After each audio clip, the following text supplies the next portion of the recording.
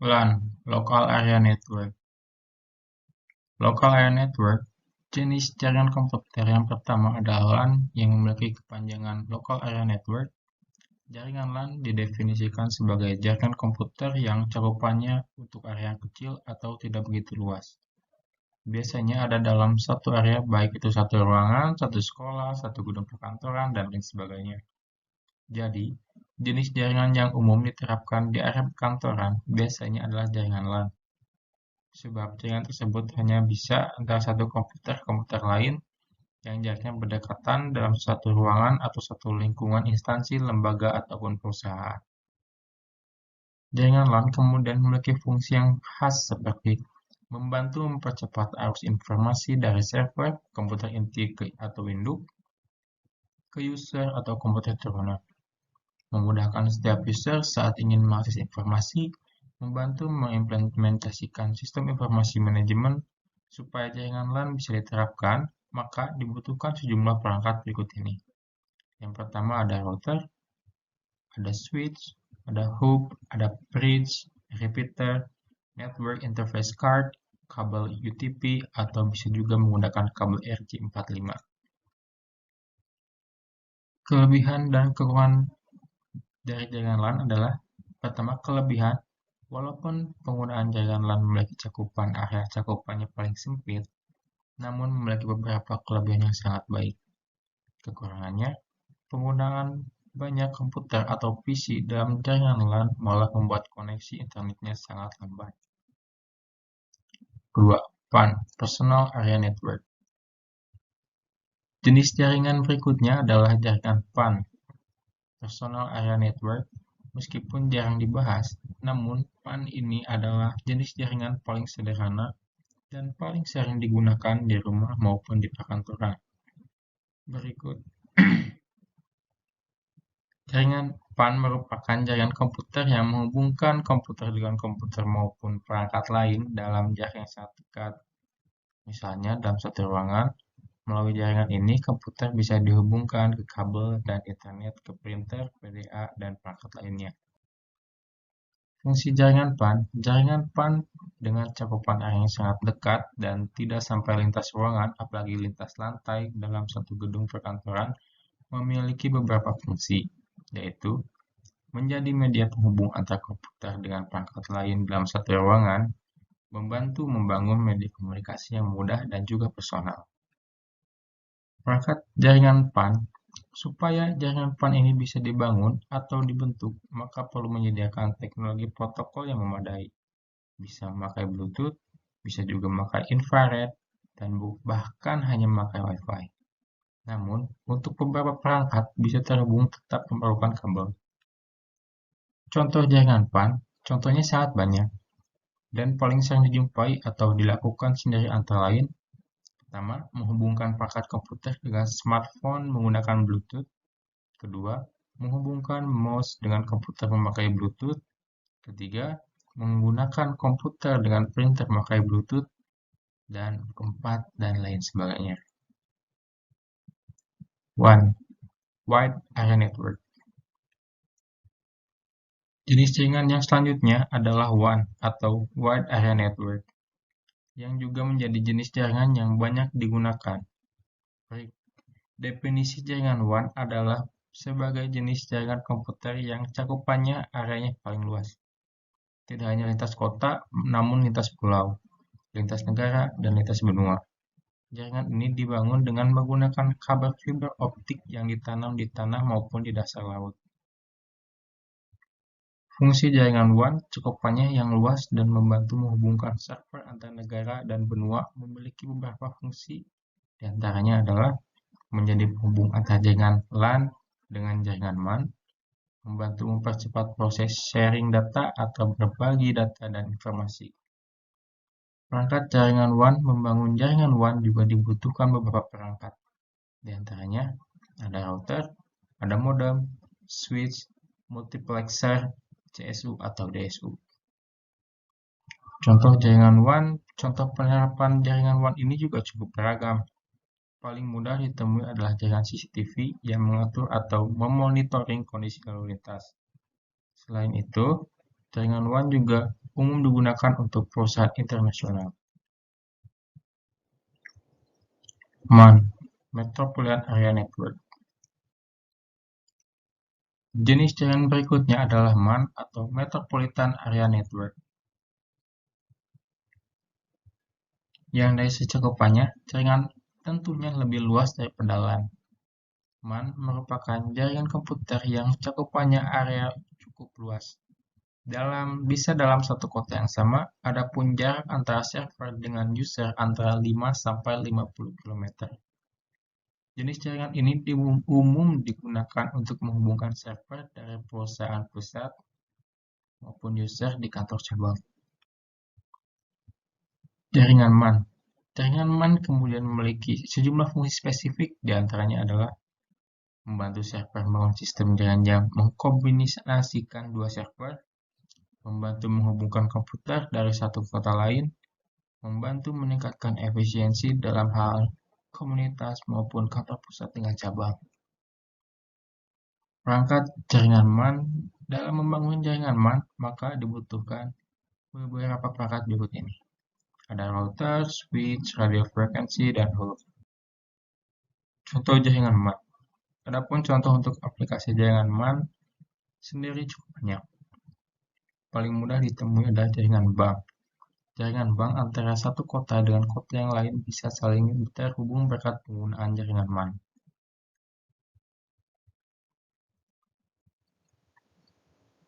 Hitung berapa jumlah network, host, dan uraikan mulai dari IP network, IP host pertama, dan terakhir serta IP broadcast. Ini adalah hasil dari IP yang pertama. Dan ini hasil yang kedua. Ini hasil yang ketiga.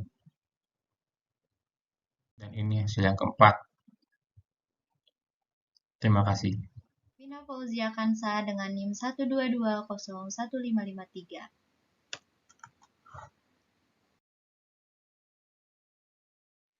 Saya akan menjelaskan tentang jenis perangkat jaringan komputer.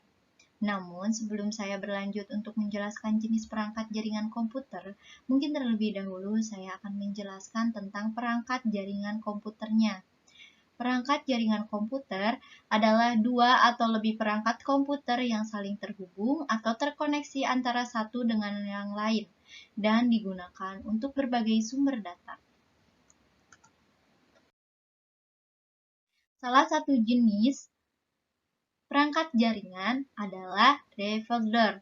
Recorder adalah suatu peralatan jaringan yang berfungsi untuk memperkuat sinyal yang dikirim agar dapat diteruskan ke komputer lain pada jarak yang jauh. Untuk fungsinya, ada memperluas jangkauan internet. Untuk yang kedua, ada mengoptimalkan sinyal Wi-Fi. Ada yang ketiga, mempercepat pengiriman serta penerimaan data. Dan yang keempat, mengurangi penggunaan kabel jaringan. Serta yang kelima, menjadi alternatif router yang rusak. Bridge atau bridge connection merupakan perangkat yang dapat menghubungkan jaringan komputer LAN atau local area connection dengan jaringan lokal yang lain. Bridge mempunyai kelebihan yaitu dapat menghubungkan tipe jaringan komputer yang berbeda seperti internet dengan flash internet. Fungsinya, 1. Menghubungkan dua jaringan LAN seperti terpisah jarak. Untuk yang kedua, memudahkan mengelola jaringan sendiri. Yang ketiga, mengurangi beban jaringan.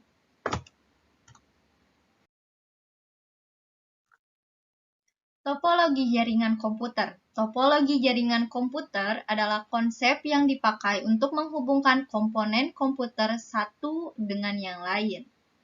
Berdasarkan metode topologi jaringan dibedakan menjadi beberapa macam, yaitu topologi bus, topologi cincin, topologi bintang, topologi pohon, serta topologi Mars.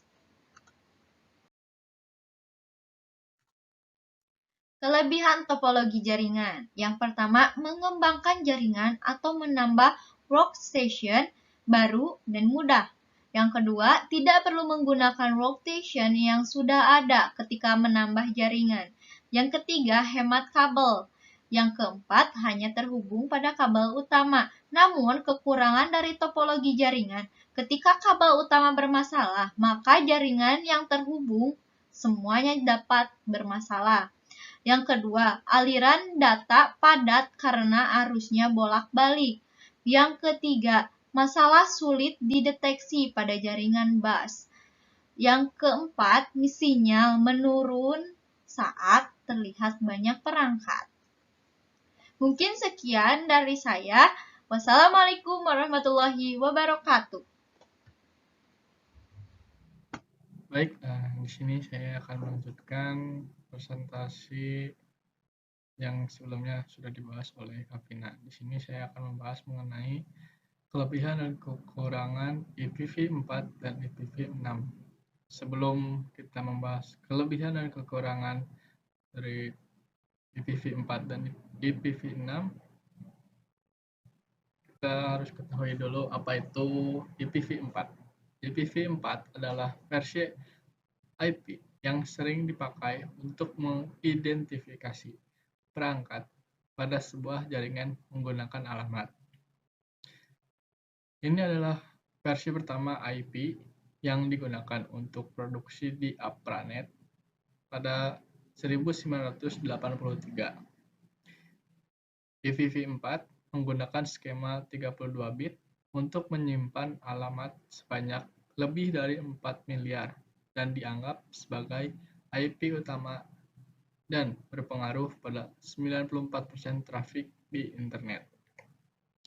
Sedangkan untuk IPv6, IPv6 ini adalah versi yang lebih baru dari IPv4 yang diluncurkan untuk memenuhi kebutuhan alamat internet. Selain itu, juga untuk memperbaiki masalah yang ada di IPv4 dengan skema 128 bit memungkinkan dapat menyimpan alamat IP unik sebanyak 340 undecillion.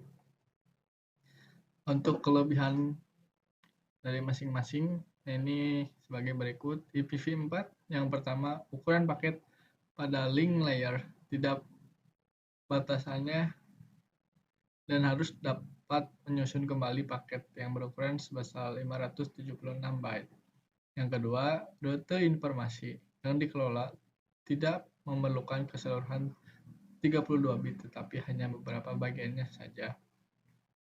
Sedangkan untuk IPv6 yang pertama adalah cepat, karena IPv6 tak lagi bergantung kepada Network Address Translation atau NAT, sehingga mempercepat proses pengiriman data.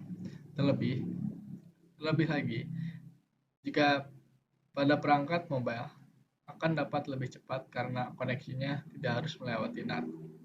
Efektif, karena ukuran routing table lebih kecil dibanding IPv4, maka proses routing dapat lebih sistematis dan tentunya efektif. Aman, IPv6 sudah dapat menghindari serangan ke ARP, Address Resolution Protocol, yang dapat mengalihkan lalu lintas jaringan, kemudian mengalihkannya. Hemat bandwidth. Penggunaan bandwidth dapat lebih hemat karena sudah mendukung multicast. Konfigurasi yang mudah. IPv6 sudah mendukung konfigurasi secara otomatis, sehingga dapat lebih mudah dan menghemat waktu. Kekurangan dari keduanya yaitu sebagai berikut. IPv4 yang pertama harus dikonfigurasi secara manual atau dengan DHCP IPv4.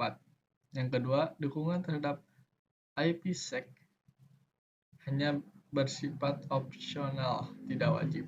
Yang ketiga, hanya memiliki kapasitas penyimpanan alamat sebanyak 4 miliar, tetapi nyatanya tidak mencapai 4 miliar karena terdapat beberapa batasan. Sedangkan untuk IPv6, kompatibilitas yang masih rendah, sebagian besar perangkat masih menggunakan IPv4 ketika mengakses internet. Transformasi yang lambat. IPv6 memang diperkenalkan secara luas pada tahun 1995, tetapi besaran pengguna di dunia hanya sebesar 35% saja. Dan dilanjut mengenai fungsi-fungsi protokol sebagai berikut, ada ICMP, POP3, SMTP, FTP, dan ARP.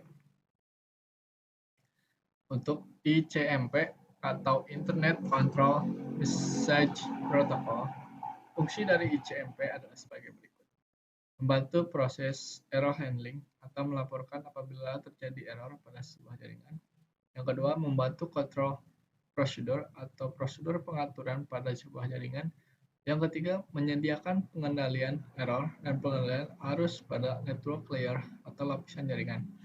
Mendeteksi terjadinya error pada jaringan seperti connection loss, kemacetan jaringan, dan sebagainya. Untuk POP3 atau Post Office Protocol version 3. Fungsi dari POP3 yaitu untuk menyimpan sementara email yang terkirim di dalam sebuah email server dan kemudian meneruskannya ke dalam email klien, di mana baru akan terespon ketika email tersebut sudah dibuka oleh user yang berhak.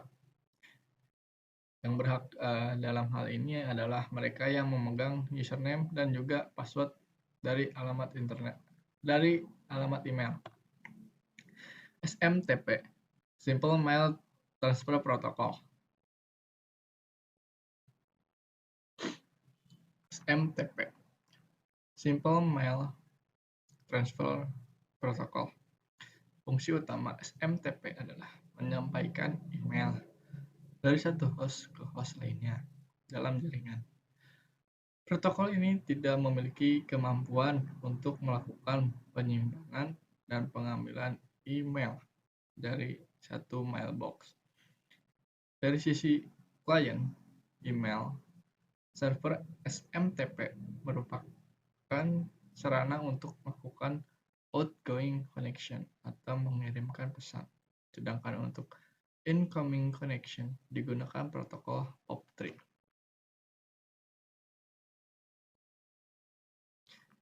FTP, File Transfer Protocol.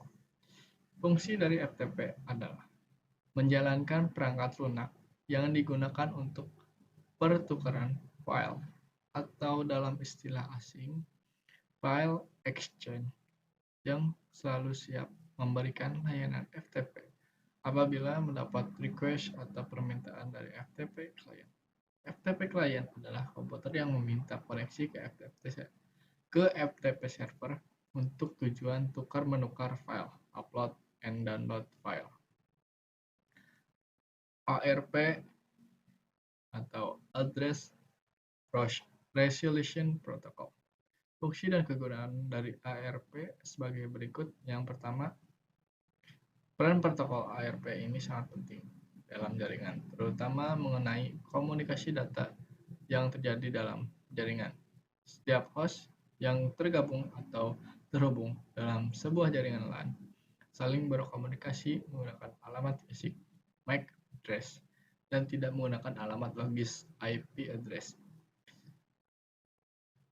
Kedua, setiap host berkomunikasi menggunakan alamat fisik MAC address. Jadi mau tidak mau, setiap sebuah host yang ingin berkomunikasi dengan host lain harus mengetahui MAC address yang dimiliki oleh host tujuannya tersebut. Sebelum sebuah data diberikan MAC address, terlebih dahulu data tersebut diberikan alamat logis berupa IP address.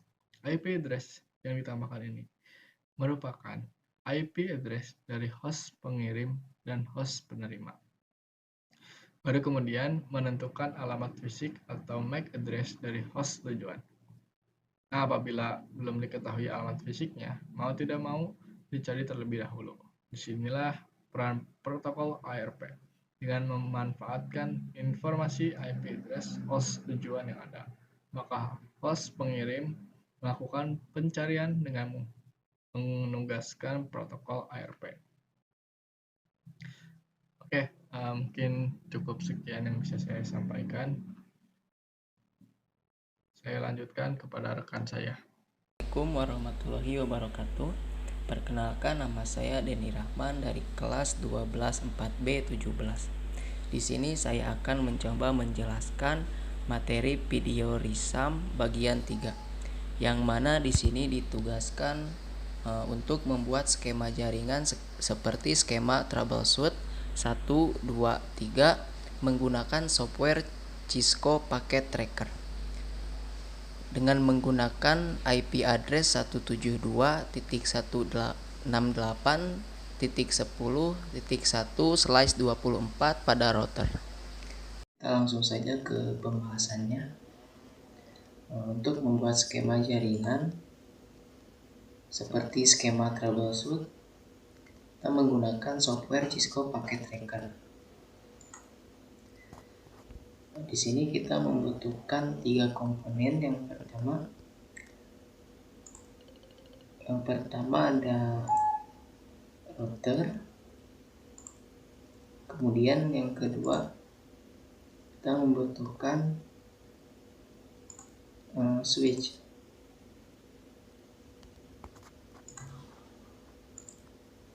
Kemudian yang ketiga kita membutuhkan device. Untuk device kita gunakan 3 device.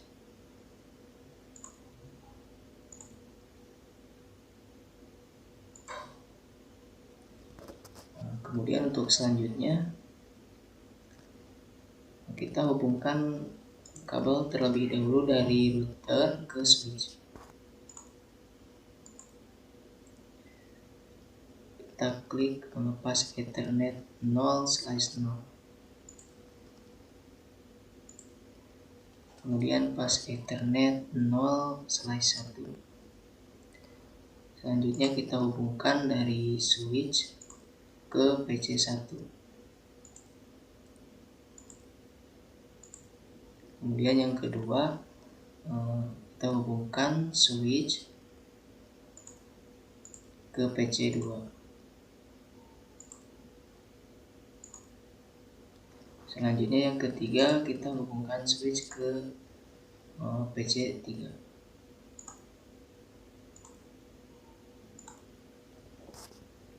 Setelah itu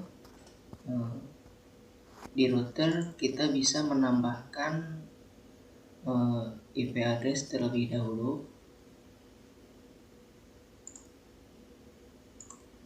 Yaitu untuk IP address-nya sesuai dengan yang diberikan di modul atau di materinya. Yaitu untuk IP address-nya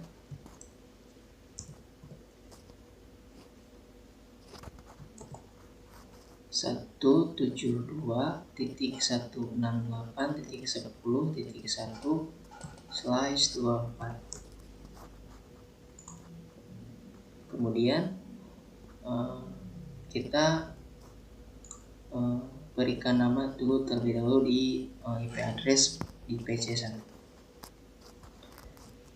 Kita bisa tulis untuk IP address-nya 172.168.10.11. Kemudian di PC2 juga kita tambahkan untuk IP address-nya 172.168.10.12. Kemudian selanjutnya di PC ketiga kita tambahkan juga IP address-nya 172.168.10.13. Selanjutnya jika sudah diberikan keterangan terlebih dahulu, selanjutnya kita isi terlebih dahulu IP address-nya di PC1. Kita bisa klik di bagian PC1, kemudian ke desktop. Kemudian kita pilih IP configuration.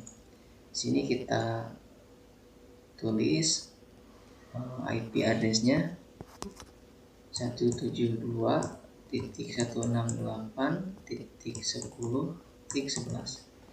Kemudian kita klik di bagian subnest, maka di sini akan muncul otomatis terisi sendiri.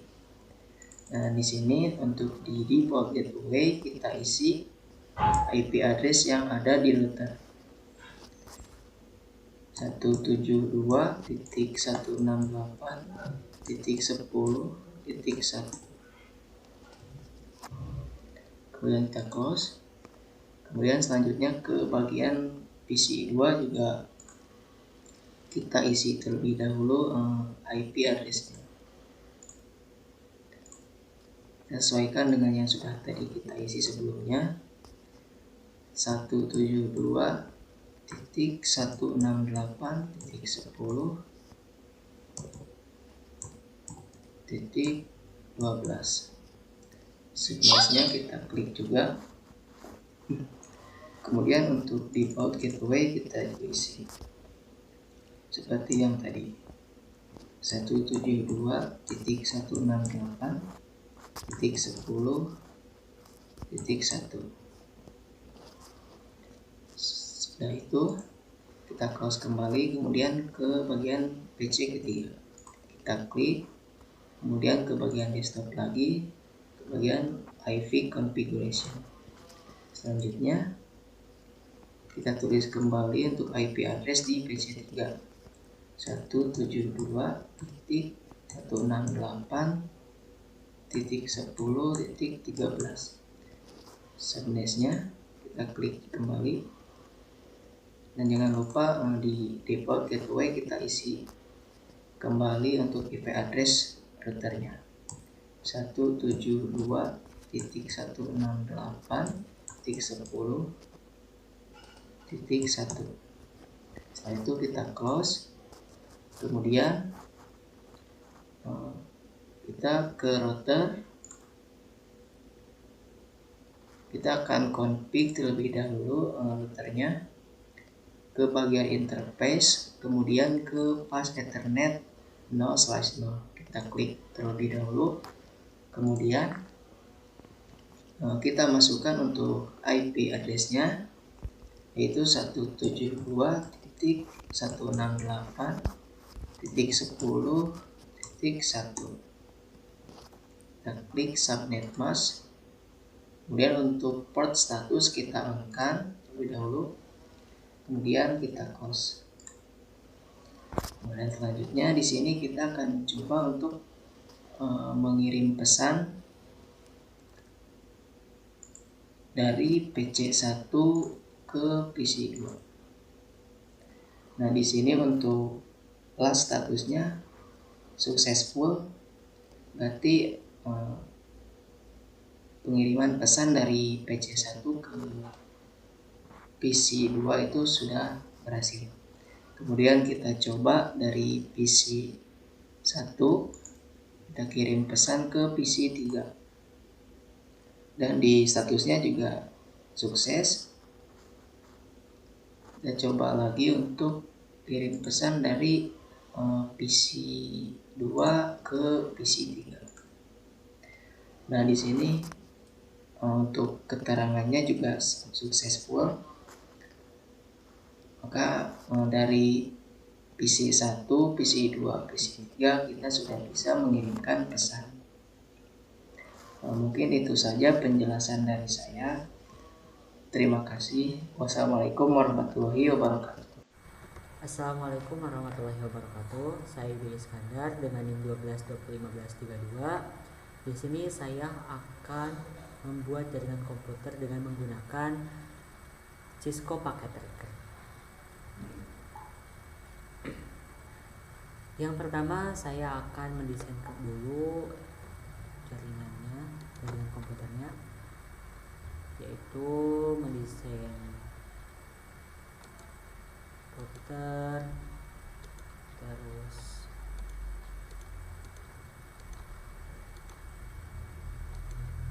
switch-nya. Jadi menggunakan switch-nya itu 2 ya. Terus PC.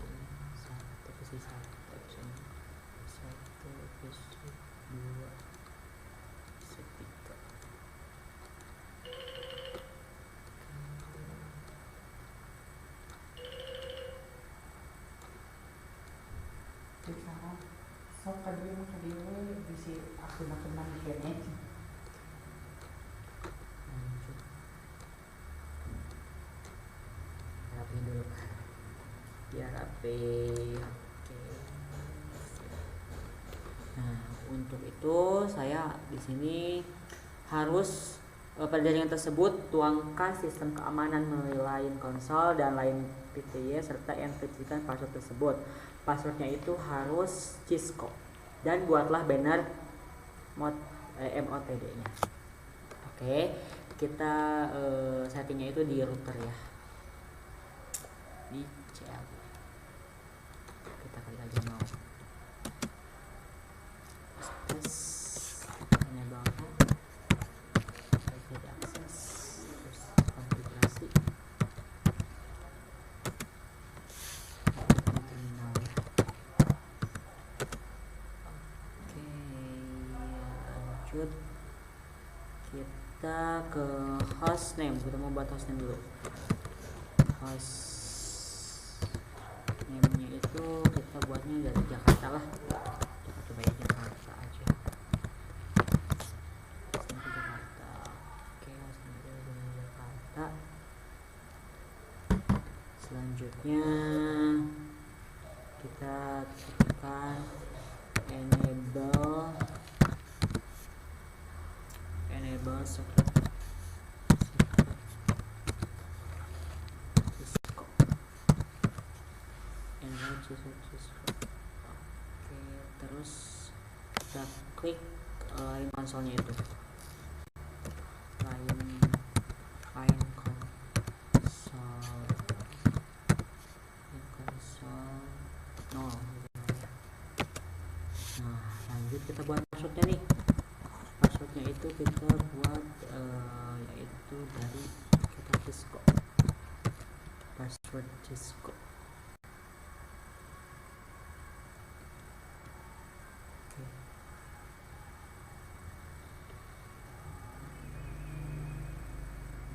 Cisco kita lagi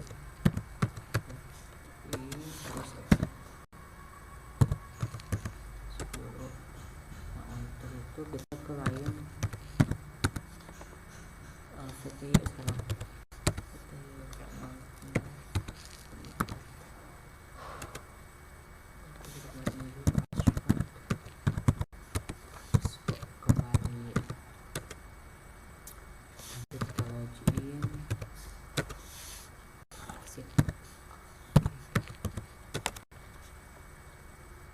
Untuk melihat konfigurasi password yang telah diberikan dapat menggunakan perintah Jakarta sauran. Pakai saurannya kita exit dulu.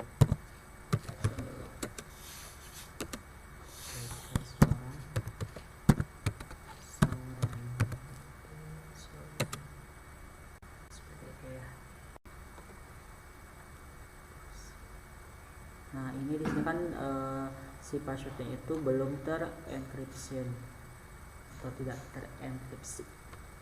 Nah, maka kita buat dulu nih. Kita buat enkripsinya itu dengan apa? Dengan perintah terus service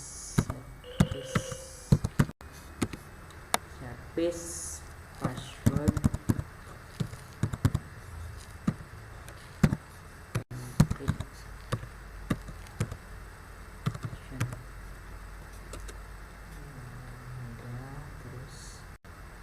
kita buat lagi, buat banner MOTD nya itu.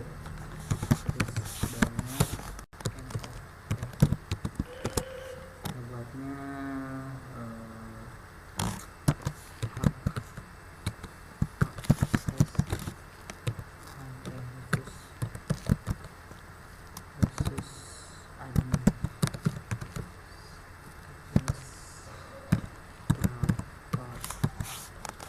akses khusus administrasi. Nah, untuk konfigurasi gateway pada router kita langsung aja, bisa di sini juga bisa di config. Di sini juga bisa. Nah untuk ininya IP configuration-nya itu 192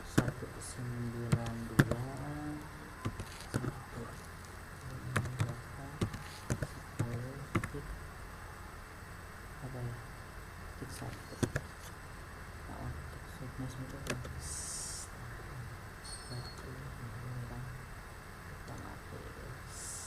kita lihat bisa apakah benar password itu bisa dipakai, maksudnya udah si perintahnya itu berhasil atau enggak. Kita exit semuanya dari config, exit dulu dari kan harus password dulu, berarti kita berhasil. Dan ada ini dengan hak akses khusus administrator. Oke, berhasil dari ini ya. Kita beres, lanjut kita ke kabel copper. Kita pakai copper string sesuai di gambar.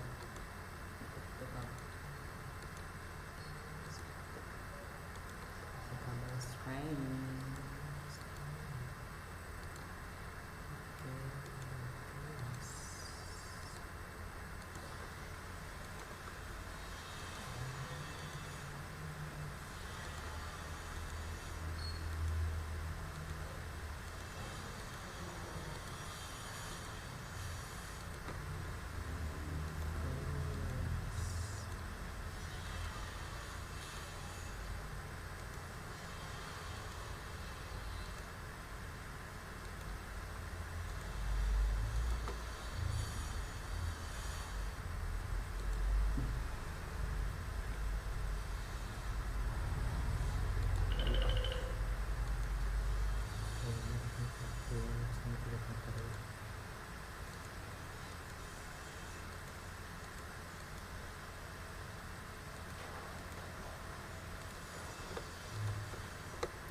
Nah selanjutnya kita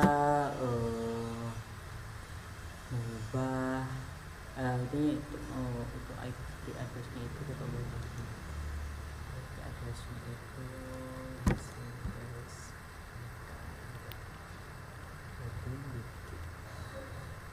kita di desktop aja. IP address-nya itu 192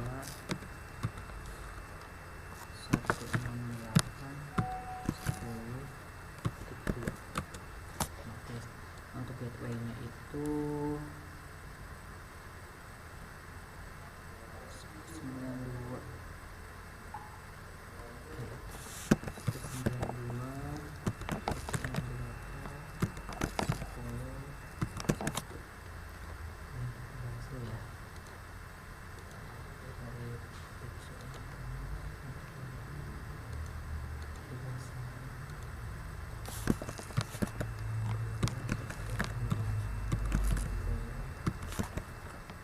Subnis itu otomatis. Ini sama untuk gateway-nya itu kita sama. Ini 68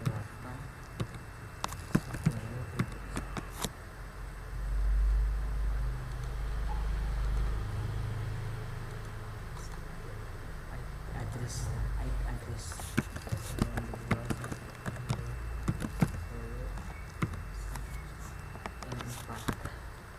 untuk subnis itu otomatis ya. 192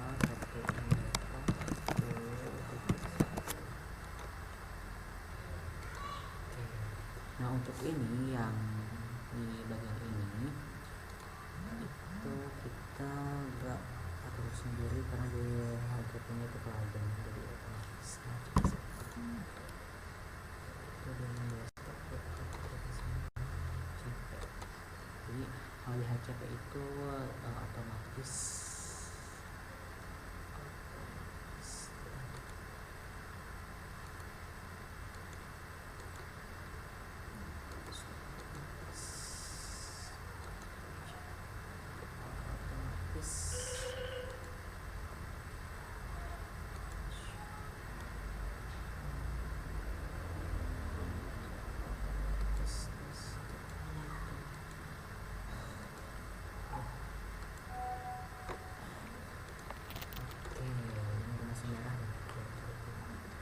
kita coba di ping apakah ininya itu berhasil atau enggak.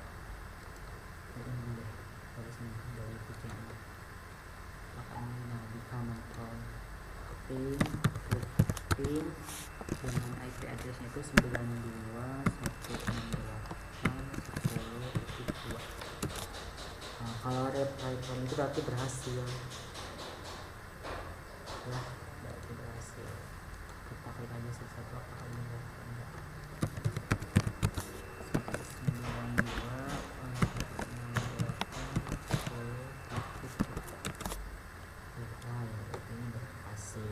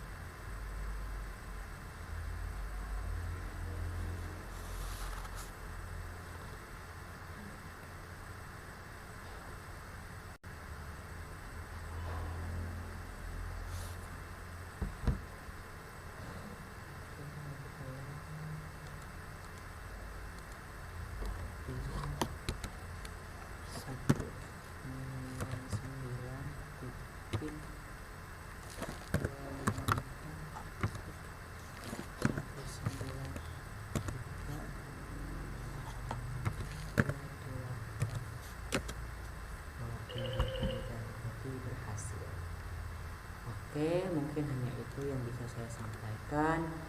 Ini sebenarnya bentar.